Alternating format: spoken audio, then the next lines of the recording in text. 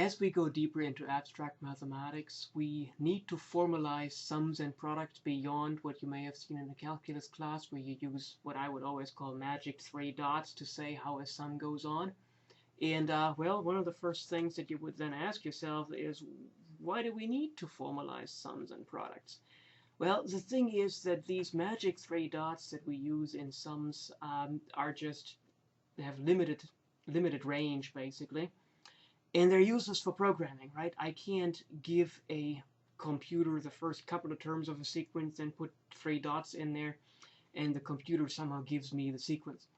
So sum and product notation allow us to produce mathematically correct arguments for sums and products, and we can also use that notation to then program the computations if necessary, which is something that we cannot do with the magic 3 dots. We'll also talk about factorials and the binomial theorem here, because we need to get used to factorials, and the binomial theorem is something that, well, every so often we will need it, and when you need it, you just are lost without it, so we might as well knock it out right here.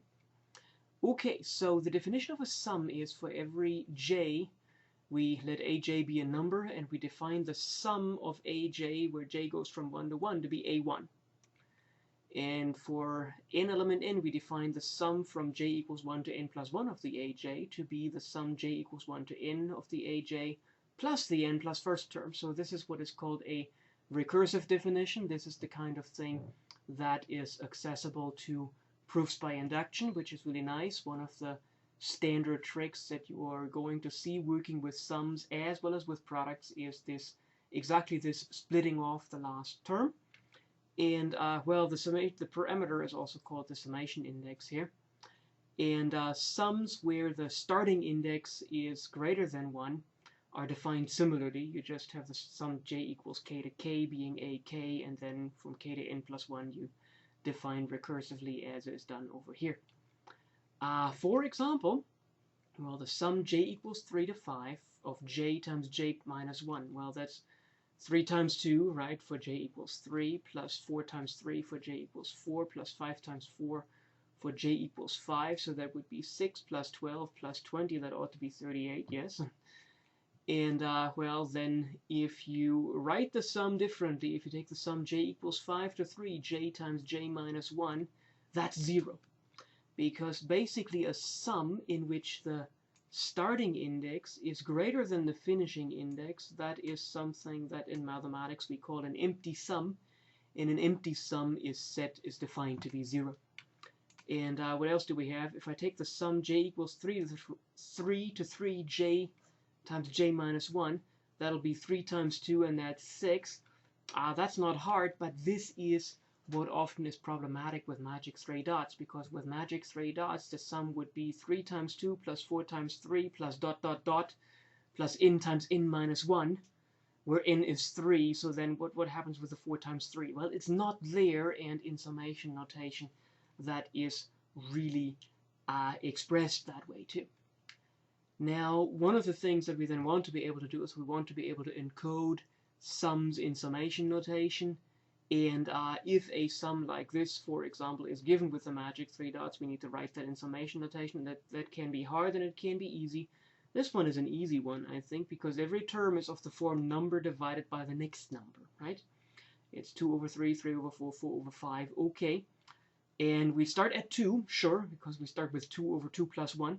We end at 14 because we end up with 14 plus 14 over 1. And so that means that the sum is the sum j equals 2 to 14j over j plus 1. If you want to write the sum, 1 minus root 2 plus 3rd root of 9 minus 4th root of 64 plus 5th root of 625 minus 6th root of 7,776 in summation notation, well, that's when you may want to have somebody else do it, but that's not an option, because you're supposed to do your own homework. So let's take a look at that. We've got alternating signs here, right? And so every term is therefore of the form -1 to the j. -1 to the j always encodes alternating signs, right? But the first term is positive, and so -1 to the first would be negative. So it's actually -1 to the j plus 1. So sometimes you write down what you need and then you adjust. That's one of the ways to deal with these things. times something, and we're always taking the jth root, right? We're taking the first root of this one, the second root of that one, the third root, the fourth root, the fifth root, the sixth root, and so on. So now we still need to figure out what that is here inside the root. Well, what's inside the root? It's 1, it's 2, it's 9, it's 64. Okay, so 9 is 3 squared, 64 is 4 cubed, 2 is 2 to the first, 625 is 25 squared is 5 to the fourth. Okay, so this goes 1, 2, 3, 4, 5. But it's not 5 to the fifth, it's 5 to the fourth, it's 4 to the third, it's 3 squared, it's 2 to the first, and then here 1 to the zeros actually is 1. And this, once you check it, this actually is 6 to the fifth. And so that means the 3 dots here, and those are not 3 dots that say, oh, well, you know, you're doing something, I just needed a placeholder. That is j to the j minus 1. And that means when we start with 1 and we finish with 6, the sum of these things is the sum j equals 1 to 6, negative 1 to the j plus 1, j to the j minus 1 over j. Okay, so you want to get your number sense back to the point where you can factor numbers, where you can recognize squares and things like that, because every so often you really do need that in number theory. Okay, so let's revisit the summation formula that we had in the induction presentation of the sum of the first n integers, which is n halves n plus 1. Well, if I want to prove that that's the case with summation notation, I still use induction. It's a base step, but the base step now is that the sum j equals 1 to 1 of j is 1, and that's 1 half 1 plus 1, so that's right. And so everything is completely unambiguous here. The induction step in going to n plus 1 is that we take the sum j equals 1 to n plus 1 of j, and we know that that's the sum j equals 1 to n of j plus n plus 1 by itself. By induction hypothesis, we know that this is n halves n plus 1 plus n plus 1 is kept.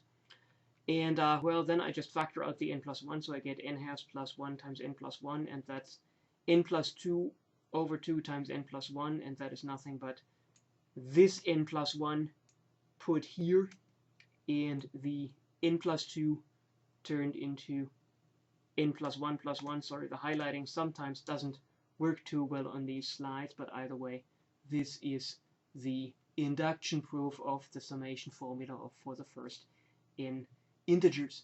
Now, we can also prove properties of sums now. So, for example, if aj and bj are numbers, then we have the following. We've got that the sum j equals 1 to n aj plus k is the sum I equals k plus 1 to k plus n of ai. So that's this re-indexing of sums that you may have seen in a differential equations class when you solve differential equations with series or with the method of Frobenius.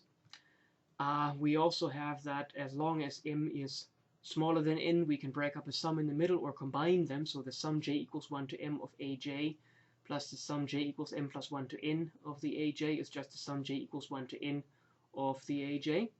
And we're going to prove only part 1 here. So let's see. Base step, if you've got the sum j equals 1 to n, j equals 1 to 1 of aj plus k.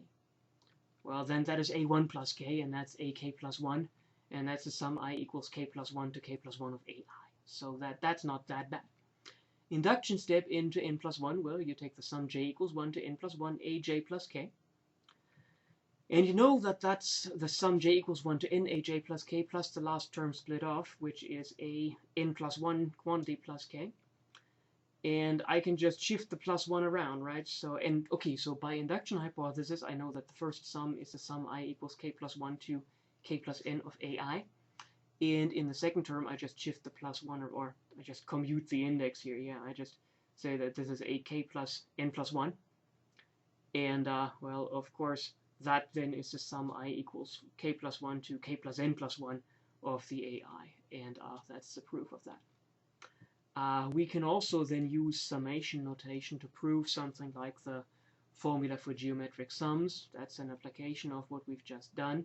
Because if I have 1 minus q to the n plus 1, well, that is just the sum I equals 0 to nq to the I minus the sum I equals 1 to n plus 1q to the I. These setups here are also called telescoping sums, because basically what happens is the sum the terms I equals 1, I equals 2, all the way through I equals n cancel between these two. The only terms that survive are the term I equals 0, which is the 1, and the term I equals n plus 1, which is the q to the n plus 1, right? But these sums, I can now go ahead and rewrite. I keep the first sum with just an index I equals j, so this is still the sum j equals 0 to n q to the j, but here I'll shift the index, and I shift the index backwards, so this is, well, this sum starts with q to the first and ends with q to the n plus 1. This sum starts with q to the 0 plus 1, which is q to the first, and it ends at n with q to the n plus 1. So this sum and that sum are the same. And now, well, now I can factor out a q out of the latter sum here, right? And so that gives us sum j equals 0 to n q to the j minus q times the sum j equals 0 to n q to the j. And that's 1 minus q times the sum j equals 0 to n q to the j. And now I can just solve for the sum j equals 0 to the n to n q to the j, and that's 1 minus q to the n plus 1 over 1 minus q. And that's the formula for the summation of geometric sums. What else can I do? Well, we can again take numbers aj and bj. And if sigma is a bijective function, so it's a function that is one-to-one and onto from the index set to itself, so this is something that just basically rearranges the terms, well, then you can rearrange the terms of the sum. You can also take a sum that is a sum of sums of terms and break up the sum. And again, we're only going to prove the first part, and I think this is where this presentation is coming out of another class, actually, where we are a little bit more formal. So this proof definitely is a bit on the formal side for this number theory class, but we might as well work our way through it. Why is it all right to reorder the sums in an arbitrary way in a sum that is arbitrarily long? Of course, our feeling for numbers tells us that ought to be the case, right? I mean, 3 plus 5 is 5 plus 3. We've known that forever, and that should work the same way if we've got 25,000 terms or so. But we can formally prove that the summation as defined actually has this property. So let's take a look at that. The base step is quite trivial, because if n is equal to 1, well, how many ways can you rearrange one object? You can arrange it in one way only, and so there's nothing to be done. If you take the induction step from n to n plus 1, well, that's where you take this bijective function, this reordering of the index sets, and you take that to be arbitrary. And, well, if the n term stays where it was, then the whole thing isn't that bad, because then the sum j equals 1 to n plus 1 a sigma of j is the sum j equals 1 to n a sigma of j plus a n plus 1, because a n plus 1 is a sigma n plus 1, right? And then I know that this one here by induction hypothesis is the sum j equals 1 to n a j plus the a n plus 1 from the previous one. And then by definition, that is just the sum j equals 1 to n plus 1 of the a sub j. All right, however, if this is a little bit more complicated, if the n plus first term is actually scrambled into the first n terms, so if sigma n plus 1 is less than or equal than n, then I let I to be exactly that place where the n plus first term goes, and I argue as follows. I take the sum j equals 1 to n plus 1 a sigma of j, and that's the sum j equals 1 to I minus 1 a sigma j plus a sigma I, plus the sum j equals I plus 1 to n plus 1 a sigma of j. And, well, now I know, because numbers commute, I can put the sigma of I to the end, right? So that's all that's been done here. And then I know that this one here, sigma of I was n plus 1, so a sigma of I is a n plus 1. And I can also, I kept the first summand, and I can re-index the sum. So now this is the sum j equals I to n a sigma of j plus 1. But that is now basically saying that my first j numbers are being mapped to sigma of j, which is within the set 1 through n, and the numbers after I are being mapped to sigma of j plus 1, which is also in 1 through n, and so that is now just another bijective function from the set 1 through n to itself. I call that thing tau, And so tau of j is sigma of j as long as we're below I, and tau of j is sigma of j plus 1 once we are passing I. And so that's just the sum j equals 1 to n a tau of j plus a n plus 1, and we know that that is the sum j equals 1 to n plus 1 aj, because this tau here is not doing anything. This is the sum j equals 1 to n a j. Okay, that one was a little bit of a sidestep into permutations. That is something that I don't think we'll be messing with too much, but basically it's one of those, if you can follow something like this, the rest shouldn't be that bad. Okay, so what else can we do? If I take numbers, and if I take a sum where every number is multiplied by the same number, well, then I can factor out that number. That proof is a really nice exercise. I certainly recommend that to you if you want to practice induction, but we move on. Products. For products, I don't think we are going to prove that many statements, but basically what we should realize here is that even though products aren't something that we have commonly worked with that much in calculus, they work just like sums, only that we have to work with the vagaries of multiplication rather than addition. So let the aj's be numbers. I define the product j equals 1 aj to be a1. I define the product for j equals 1 to n plus 1 of the aj's to be the product j equals 1 to n of aj times a n plus 1. The parameter is the product index, and yeah, that's just the product of these numbers, right? And we define the power a to the n to be just the product j equals 1 to n of a with itself. And then also the empty product, we're going to run into that every so often. So if I have a product index where the starting index is larger than the ending index, the empty product is actually assumed to be 1. Okay, now we define factorials because we want to go into Pascal's triangle and then ultimately the binomial theorem. For all natural numbers, we define n factorial to be the product of the first n integers. That looks different than what you may have seen before with the magic 3 dots, where n factorial is n times n minus 1 times n minus 2 and so on, all the way down to 1. But this is the same thing, right? And we call that the factorial.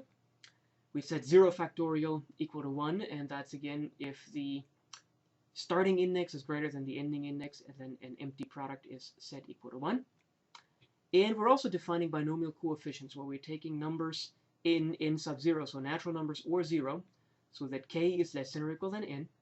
And we define the binomial coefficient as, and this is read n choose k, it is n factorial divided by k factorial times n minus k factorial. It's called n choose k because this is the number of ways you can choose k objects out of n objects if the order of the objects does not matter. Okay, now we need a little lemma, and basically we're first going to prove that the quotient n choose k is a natural number. Well, that ought to make sense, because if this interpretation is correct, if this is the number of ways you can choose k objects out of n objects, that's got to be an integer, that's got to be a natural number. But how do you prove that of the formula? Well, you prove it in a way that gets us used to working with factorials, and that's something that we need to do here also. So, for all natural numbers, we have that n choose 0 and n choose n are nothing but n factorial divided by 0 factorial over n factorial, right? If k is 0, it goes directly. If k is n, well, then the n factorial is on the left and the 0 is on the right, but either way you end up with n factorial over 1 times n factorial, and that's 1. So we only need to consider a k between 1 and n minus 1. And for that, well, in a base step for n equals 1, we have that 1 choose 0 is 1 choose 1. And they're both 1 factorial over 0 factorial times 1 factorial, and that's 1. But when we go from n to n plus 1, we let k to be between 1 and n, which is n plus 1 minus 1. And we know that n choose k minus 1 and n choose k are natural numbers. That is something that comes from the induction hypothesis, because we already know that things work for n. There's n. And that means that their sum is contained in n. Okay, so if the element sign is flipped around, that just means that the natural numbers own this number. And we know that n choose k minus 1 is n factorial over k minus 1 factorial times n minus k minus 1 quantity factorial. And n choose k is n factorial over k factorial divided by n minus k factorial. And now, well, now we need to find a common denominator here because we want to add these things up. And so I need an extra k, and I need an extra n minus k minus 1, because n minus quantity k minus 1 is n minus k plus 1, actually. And so that means the first one is expanded with k, so we get a k factorial here. The n minus k plus 1 factorial is n plus 1 minus k factorial here, right? And then the denominator that I need here is, I get the k factorial, and if I need an extra n plus 1 minus k, well, I just put that in there and I keep the n factorial. Because we have a common denominator, k factorial, n plus 1 minus k quantity factorial, we have we can add the two, and so we end up with an n factorial in the numerator that can be factored out, and we have a k plus the n plus 1 minus k, which we have here, and of course the k and the minus k cancel out, and that means we've got n factorial n plus 1 in the numerator, and that's n plus 1 factorial. The denominator doesn't change, and now we realize that this is n plus 1 choose k, and so as we claimed, for any k between 1 and n, we have that n plus 1 choose k is an element of the natural numbers. Okay, so that's another one of those proofs where you really first have to follow the steps. This is how the logical argument would progress, right? We first know this, and then we know everything else.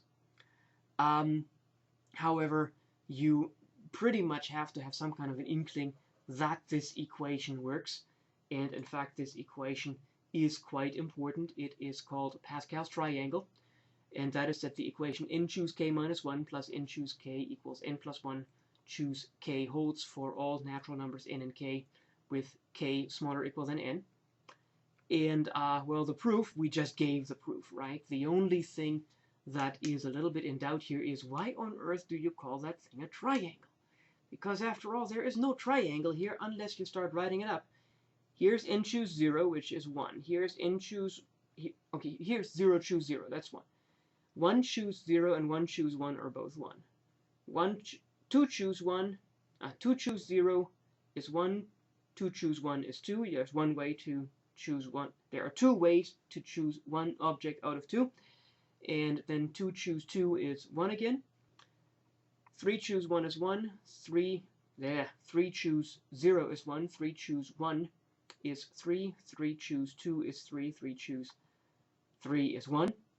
And if you keep going like that, you realize that's what you've learned in school to be Pascal's triangle, because that's how you get the coefficients for multiplying out binomials.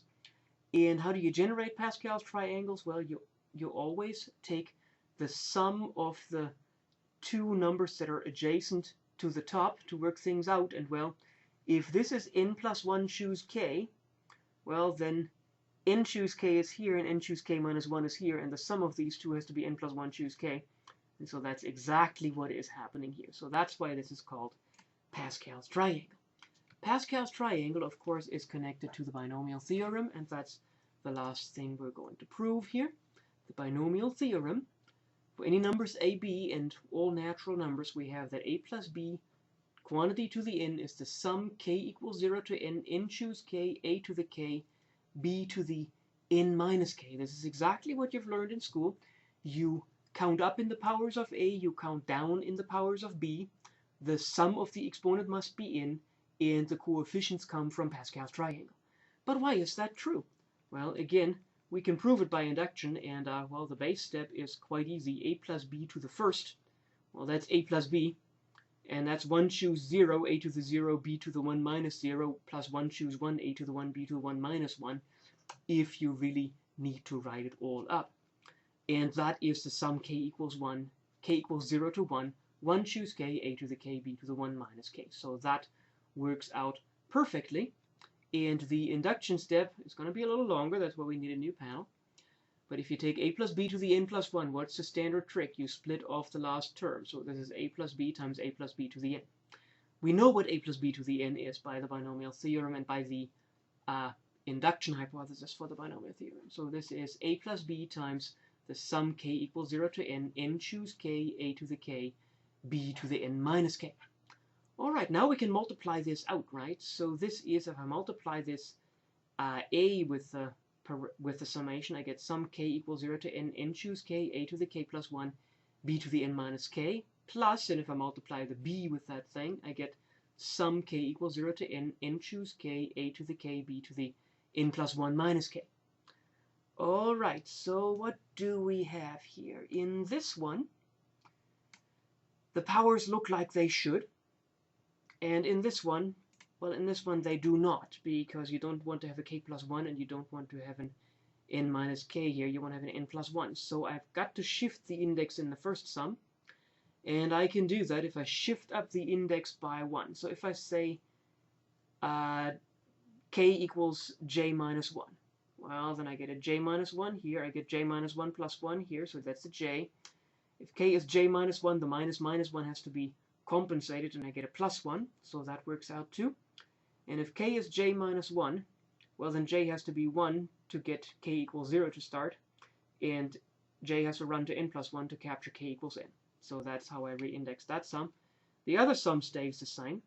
Now, in order to add them, I have to split off the last term here, and the last term here is n choose n plus 1 minus 1, so n choose n, a to the n plus 1, b to the n plus 1 minus n plus 1, so that's b to the 0th, plus n choose 0. I need to split off the 0th term here, right? So n choose 0, a to the 0, b to the n plus 1 minus 0 here, plus the sum j equals 1 to n, and I'm just going to put everything together, because now you realize that the powers here are the same, so I can factor those out. And so from the first sum, I get the n choose j minus 1. From the second sum, I get the n choose j, and the factored out powers are back here. And now by Pascal's triangle, I know that that is n plus 1 choose j. So that means, well, the first one, n choose n, is the same as n plus 1 choose n plus 1. Everything else stays the same. N choose 0 is the same as n plus 1 choose 0. Everything else stays the same. And this summation is the summation j equals 1 to n plus 1 choose j, a to the j, b to the n plus 1 minus j. And this term fits the pattern for the 0th term in this sum, and this term fits the pattern for the n plus 1st term in this sum. And so this is nothing but the sum j equals 0 to n plus 1 choose j, a to the j, b to the n plus 1 minus j, and that is the end of the proof of the binomial theorem. Alright, so here you had a bunch of examples of how to work induction with sums, and that is also certainly important for us to work with, because every so often we will need to deal with some summations. It's a matter of practice. As you also have seen, there are various degrees of difficulties, from the summation of the first n integers, which is a standard example, through the binomial theorem, which is an important theorem, but where the proof certainly gets a bit harder, all the way to that strange sum where I talked about the sigma rearranging the terms, which is more on the abstract side. And, well, you want to be on top of all of those reasonably well, so that you can, so that it won't bother you when you actually have to deal with a rather ugly sum at some point in time. Okay, with that you get to the homework. Thanks.